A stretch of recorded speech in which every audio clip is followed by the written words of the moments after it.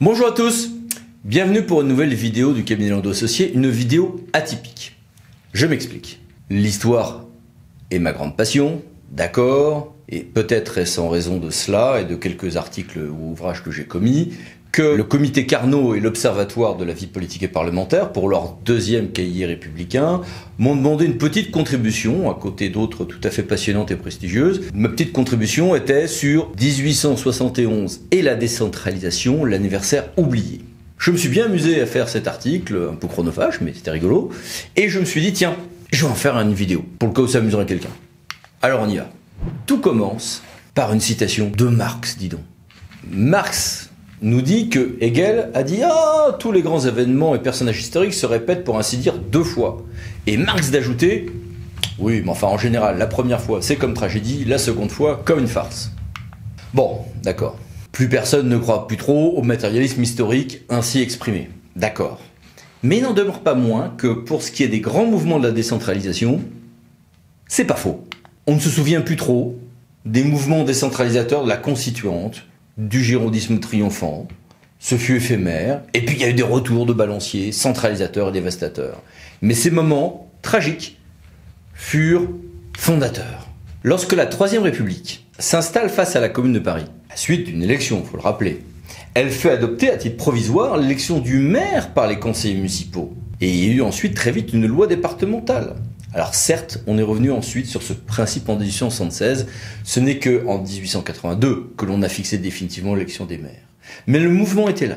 Les grands principes donc de l'élection étaient fondés en 1871. Les grandes bases de la démocratie, de l'autonomie, des collectivités aussi en 1871, prolongeant toutes les réflexions antérieures et qui étaient passionnantes. Mais personne ne s'en souvient parce que la loi de 1884, plus acceptable, apaisée, adoptée par la génération qui a fait les manuels d'histoire, a éclipsé cette œuvre dans les années, effectivement, de la fin du 19e siècle ou du 20e. Il n'était pas de bon ton de rappeler que ces grandes évolutions libérales politiquement venaient d'une assemblée majoritairement monarchiste. Mais c'est comme ça, c'est une réalité. Cette réalisation était en plus hardie, difficile dans le contexte d'un pays en crise bâti au terme d'une guerre extérieure puis fracturé par la guerre civile et le remboursement de la dette qui fut à l'époque épouvantable. Et en plus, l'Assemblée s'est presque battue contre tiers pour obtenir ses conquêtes. Revenons étape par étape sur cette histoire. Tout d'abord, à la veille puis au lendemain de la chute du Second Empire, le débat en fait était mûr et dépassait les clivages partisans. Dès la fin des années 1850, en effet, les esprits avaient avancé. Morny lui-même, ô combien proche du régime impérial, regrettait l'héritage des siècles. Que disait-il ? Grâce à l'appareil législatif que nous a légué le passé, on ne peut pas remuer une pierre, creuser un puits, exploiter une mine, élever une usine, s'associer, enfin pour ainsi dire user et abuser de son bien, sans la permission ou le contrôle du pouvoir central. Quand j'ai vu ce texte, m'est revenu en mémoire un texte qui disait presque la même chose, mais sur l'ancien régime. Alexis de Tocqueville disait presque la même chose à propos de l'ancien régime. Écoutons-le. Les villes ne peuvent ni établir un octroi, ni lever une contribution, ni hypothéquer, ni vendre, ni plaider, ni fermer leurs biens, ni les administrer, ni les en faire emploi, bref, sans qu'il intervienne un arrêt du Conseil du roi sur le rapport de l'intendant. Tous leurs travaux sont exécutés sur des plans après des devis que ce Conseil a approuvés par arrêt. C'est devant l'intendant ou ses subdélégués qu'on les adjuge, c'est d'ordinaire l'ingénieur ou l'architecte de l'État qui les conduit. Le gouvernement a la main sur toutes les affaires des villes, jusque dans les moindres détails, jusque dans les plus grandes. Nous allons des villes au village, nous rencontrons la même dépendance. Voici donc que Morny brossait le même constat pour s'approcher des lignes libérales et décentralisatrices d'un Tocqueville. Morny était un esprit indépendant, original, mais il était installé dans le régime de Napoléon III, et puis à l'aube de l'Empire libéral, il se faisait, comme les libéraux, le chantre d'une rupture radicale avec l'héritage de quoi ? L'héritage de Napoléon Ier d'une part et de l'ancien régime d'autre part. Jules Simon lui-même, à une autre place politique bien sûr, faisait à peu près le même constat. Et tout ceci avança avec ce qu'on appelait à l'époque le programme de Nancy. On appelait ça même le lotharingisme. Qu'est-ce donc que cela ? 19 Lorrains notables intellectuels élus se mirent à s'élever contre la centralisation parisienne. De 1860 à 1863 parurent ainsi à Nancy 5 volumes qu'on a appelé donc le programme de Nancy, un projet de décentralisation avant que le terme n'existe en réalité. Citons ce texte. « Ce n'est point à rompre l'unité française que travaillent les décentralisateurs, autre est leur but, qui est la prétention d'obtenir que la province, où vivent les 14/15e de la population de l'Empire, ne soit plus en tout et toujours la très humble tributaire de Paris, que les citoyens soient quelque chose et que les fonctionnaires cessent d'être tout. » Et ce projet fait vite florès. Il se trouve très vite repris par de nombreux hommes politiques, par la grande presse parisienne et puis évidemment par la presse de province qui d'ailleurs fut prompte à dire que les Parisiens n'avançaient pas assez vite. Encore ailleurs sur l'échiquier politique, par exemple, le jeune avocat Jules Ferry était enthousiaste. Voici tout ce qu'il en disait. Écoutons-en des extraits. La réforme provinciale est sortie de l'abstraction, elle a pris pied dans les réalités politiques. La liberté se prend, ne se mendie pas. Si vous voulez être un peuple laborieux, pacifique, libre, vous n'avez que faire d'un pouvoir fort. Fractionnez-le donc pour l'affaiblir. La France a besoin d'un gouvernement faible. C'est que les libertés municipales sont essentiellement démocratiques.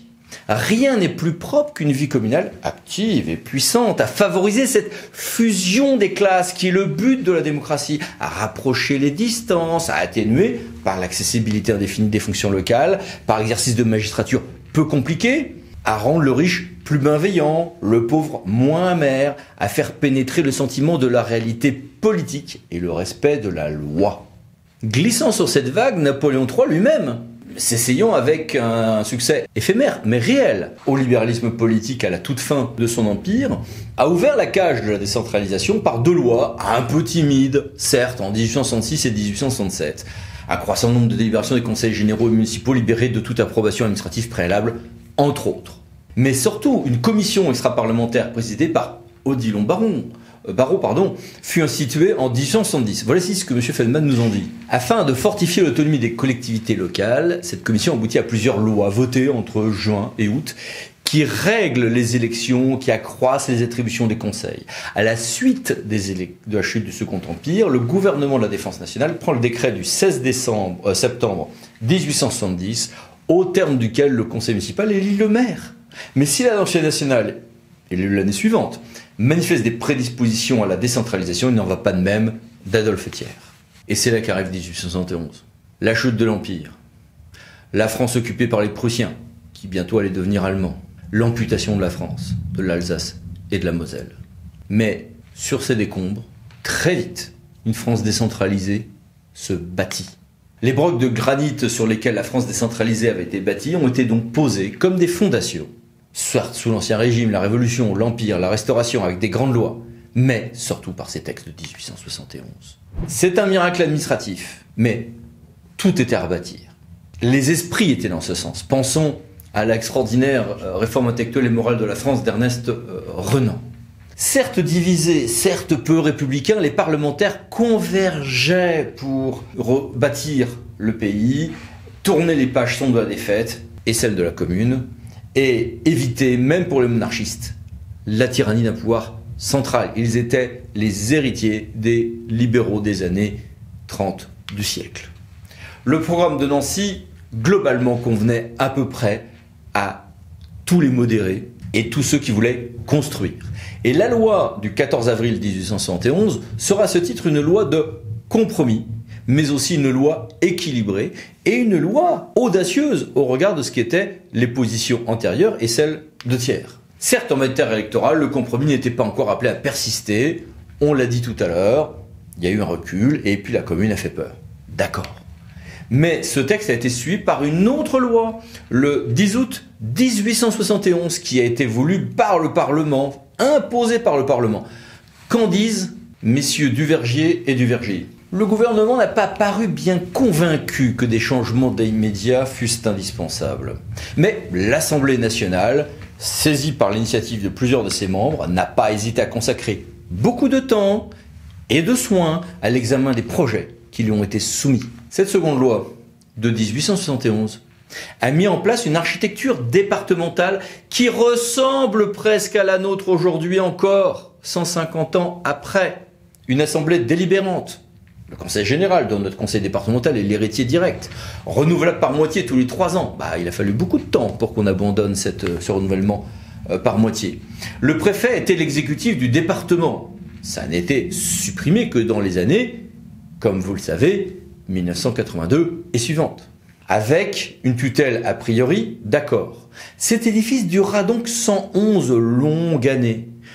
Le très grand juriste Maurice Horiou constatera quelques décennies plus tard que ceci est devenu une réforme majeure avec des pouvoirs importants de nos conseils général. Qu'en dit-il ? Au lieu d'être un auxiliaire, le conseil général est devenu une autorité parallèle et dans certains cas supérieure au préfet. Autre création de 1871, un exécutif départemental collégial, la commission départementale, ancêtre de l'actuelle commission permanente. Certes, avec une exception sur le département de la Seine, loi du 16 septembre 1871. Certains députés, comme par exemple Claude-Marie Rodeau, voulaient aller beaucoup plus loin dans la décentralisation. Alors lui, il rêvait carrément de 24 grandes régions très autonomes. Ses adversaires disaient de lui qu'il était un fédéraliste. 80 ans avant, ça aurait valu la guillotine. À l'époque, ça n'a entraîné que quelques quolibets pour quelqu'un qui en réalité était un précurseur. Les temps étaient apaisés, ils n'étaient pas mûrs pour la régionalisation, ni pour la différenciation. 150 ans après, ils commencent à peine de l'être. Et là, nous en venons à constater une forte continuité. Revenons à Maurice Horiou. Il constate, pour le regretter, que contrairement aux autres pays, on a tous le même régime uniforme sur un pays qui est pourtant riche de ses différences. Il est bon de savoir que la France est à peu près le seul pays à avoir adopté une législation uniforme aussi peu en rapport avec la réalité des choses. Dans la plupart des pays, on distingue plusieurs catégories de communes. Horiou écrit ça en 1914. En 2021, on en est encore à essayer de glisser vers un peu de différenciation. Ce grand universitaire reportait des critiques qui étaient déjà apportées par le député Vivien en 1837, qui avait déjà voulu que l'on ait des régimes différents, au moins en tout cas, entre le monde rural et les grandes villes. Revenons à Horiou, qui constate surtout que cette institution départementale semi-autonome a pris de l'assurance et a pris de la légitimité. Depuis la loi du 10 août 1871, grâce surtout à la création de la commission départementale, la vie locale s'est éveillée dans le département. 40 années de fonctionnement régulier ont donné aux conseils généraux le sentiment de leur pouvoir, en même temps que celui de leur responsabilité. Ils ont bien géré les services départementaux, ils ont fait des créations, commencé des réformes. Les réformes annoncées par Horiou vinrent, mais bien après. En 1871, sur le décompte d'une défaite, un parlement à peine soutenu par l'exécutif avait donc bâti une vraie décentralisation avec une vraie autonomie, des pouvoirs forts, un régime peu différencié, en revanche, entre types de territoires. Nous vivons en fait encore sur ce même héritage. Les strates se sont multipliées avec un certain désordre, mais nous conservons un régime uniforme, uniformément décentralisateur, mais loin de tout différentialisme ou de tout fédéralisme, mais aussi loin de toute centralisation telle que celle connue avant 1871, avec à chaque fois des révolutions à répétition et des éclipses. Les grandes réformes de 1884 masquèrent celles de 1871, pourtant plus importantes, tout comme celles de 1834 et 37 avaient fait oublier celles, notamment de l'été 1789, pour ce qui est du volet territorial. Et puis, celles des années 82 à 84 ont masqué des évolutions pourtant importantes accomplies dans les années 70, parce que les sociétés sont oublieuses, parce que l'histoire est aussi un champ de bataille politique, c'est un sport de combat politique avec les armes contraires mais puissantes que sont la célébration d'une part et l'oubli d'autre part. Cette année 1871 ayant magnifié certains événements et pas d'autres en est d'ailleurs une illustration très nette. Je voulais que cette réforme de 1871 sorte de l'oubli. Pas du tout pour magnifier ceux qui en furent à l'époque les inspirateurs. La République est aujourd'hui parfaitement installée, ce n'était pas le cas ni dans les esprits, ni dans les institutions en 1871. Mais il est intéressant de voir comment cette décentralisation s'est bâtie étape par étape et à l'époque par une vraie création démocratique, parlementaire, alors même qu'il semblait qu'il y avait d'autres urgences sur le territoire national. Voici, je vais m'amuser à faire 2-3 autres vidéos historiques comme ceci, en espérant ne pas trop vous lasser. Merci, à bientôt, au revoir.